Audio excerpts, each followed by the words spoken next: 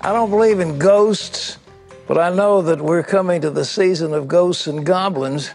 And let's go to Tara Lawson's house where the floors creaked. Tara heard voices in her bedroom, voices no human could make. She saw figures roaming the hallways, and then they disappeared. Tara just doesn't believe in haunted houses. According to her, she lived in one.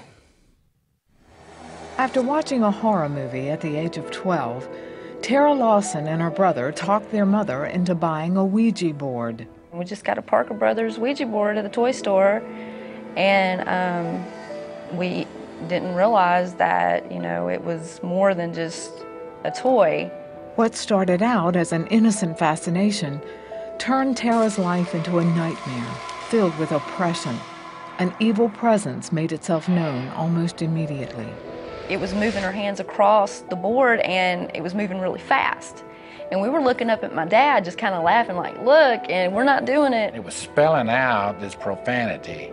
And they were looking up at me and laughing, and I was like, that sent some cold chills up your spine. So I said, give me that thing. I said, we're not playing this anymore. I said, I'm getting rid of it.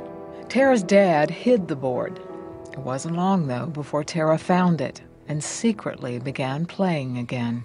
To me, it was just kind of something that was like a game, something that was just fun for me. I didn't realize the extent of the damage it could do in my life, what I was opening myself up to, that it was something demonic, something evil. But the more she played, the more frightened she became. I had it underneath my dresser. I would get so scared I couldn't sleep, knowing it was under there. She came back and said, I found that Ouija board. I've been playing it again, and I can't sleep. It's bothering me. Would you please get rid of it? Tara and her father burned the Ouija board, but a few years later, she was drawn back to it again. This time, she made her own Ouija board with a friend. That one was even more powerful than the one before, moved even stronger. It would say all kinds of wild stuff, and then it would just start saying all this inappropriate things. So being teenage girls, we just would kind of laugh and feel kind of uncomfortable, but we keep playing. And I could tell it was spelling something, but it was going so fast, I couldn't tell what it was spelling, but I saw my name, and it was saying, I'm going to kill you, Tara. I'm going to kill you, Tara, over and over. We ended up saying, our Father which art in heaven, is all we really knew to say, and it went to goodbye immediately. She stopped playing with the Ouija board, but Tara's life was dominated by loneliness and fear. I felt so alone. I felt like I didn't have anybody. It's almost like I was under this dark cloud of oppression. I opened that door to evil into my life.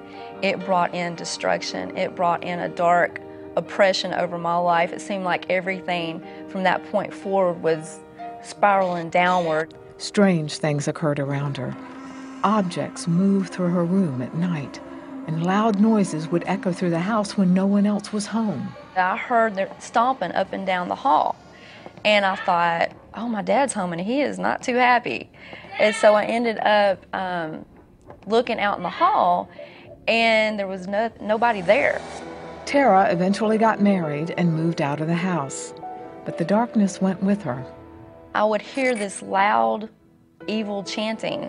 I didn't understand the language. It didn't really sound like a human voice. It didn't sound like a human voice could talk in that tone and be that loud. Then, late one night, he was still up and I was asleep, and he looked in the hall and he saw this dark figure in the hall, and he ended up just saying a prayer to himself, and it disappeared. Tara's marriage eventually fell apart. One night, as she slept, she had a vivid dream that she was violently murdered. I closed my eyes and said, God, please get me out of here. I was like, please just save me. It just hit me that one day I'm going to die. One day I'm going to die, and I don't know if I'm going to go to heaven or hell. So I just started praying to God. I called out to him. I said, God, please, please show me what to do to be saved. I don't even know what to do, but I know I don't want to go to hell.